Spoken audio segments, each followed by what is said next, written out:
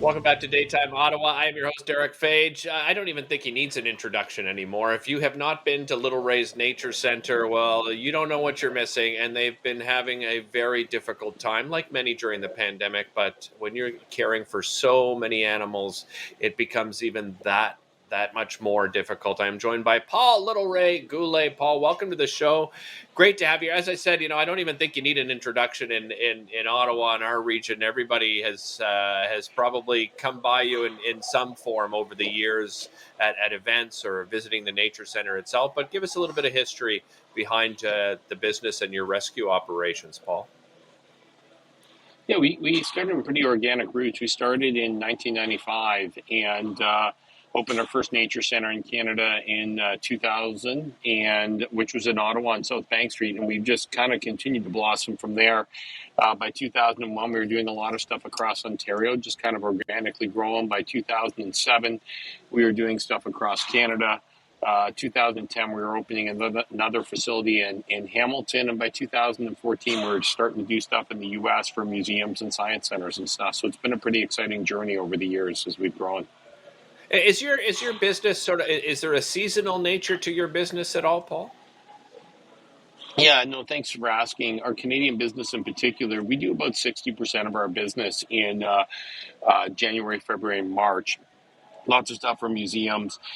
We do festivals, wildlife festivals, and obviously, excuse me, people want to be indoors in the wintertime. So January, February, and March, we bring in about 60% of our gross revenue for our Canadian company is made in January and February and March. So, and really that's where we've really been hit hard. Was we lost March of 2020. We lost the entire festival season last year in January, February, March 2021, and by all accounts, we're losing at least 2/3 of it this year. We're hoping things will continue to open up, but it's not like we can start to plan festivals, book venues, start to pay for marketing and advertising to promote them, and hope come March we're actually going to be able to operate these festivals. So it's a really precarious position. What kind of support has been available to you, Paul? In different levels You of government, has there been any support? Yeah, we've been very thankful for any of the support that we've had. We're such a unique business, Derek. You know that, even the way the pandemic has affected us, having to care for the live animals. Truthfully, we just really seem to be falling through the cracks on a regular basis for some of these programs. The good news is that we were able to get the wage subsidy program. That allowed us to keep our staff on board.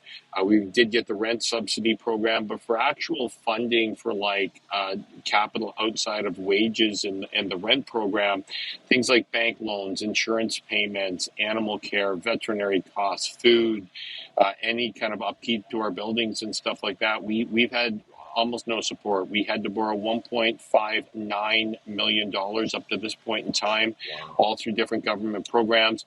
And we've received over $450,000 in public donations. We've received $51,327 from the province of Ontario. That was, I'm working really hard with the province right now, and I have a feeling we could have some good news coming from the province this week, Derek. So I do have hope on the horizon. So, Well, yeah, I'll keep my fingers crossed for you, Paul. It is so. That sort of sets up my next question was going to be, what would you like to see? What kind of support would you like to see, not only for your industry, but of course, other really hard hit sectors? What is necessary to help get everybody out of this situation? yeah, and we're so lucky, Derek, because of the nature of our business. Like, we deal with live animals. People know we're a rescue organization. The community has been unbelievable, and every dollar has counted. People say, "Oh my gosh, I can only donate $10. I wish I could do more." I mean, I always said, look, even in Ottawa, if everyone just donated 50 cents, it'd be $500,000. So, and every donation really, really for our staff, for the people who are working so hard. Our staff was stuck with us through the entire thing. But we're lucky. We've brought in over $450,000 in public donations. Like, this is Wow. insane, how generous the public has been with us and other businesses. But what about businesses who might be a coffee roaster or a coffee shop in a ski destination that's been shut down in Ontario, for instance? Right now the ski hills are still open. That's good. But, really seasonal businesses, I think that there is yet to be a program that recognizes the unique needs of a seasonal business. We do 60%, all of our profit, any of our reserve that we have for the year, what funds our operation for the entire year is made in January, February, and March.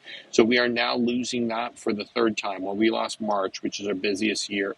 busiest month of the year in 2020, but all of 2021, all of 2022. Yet, when you look at things like the wage subsidy program, it's set to end for everybody on May. Yeah. So Yeah. what if you're a Paul, seasonal business in the summer? yeah.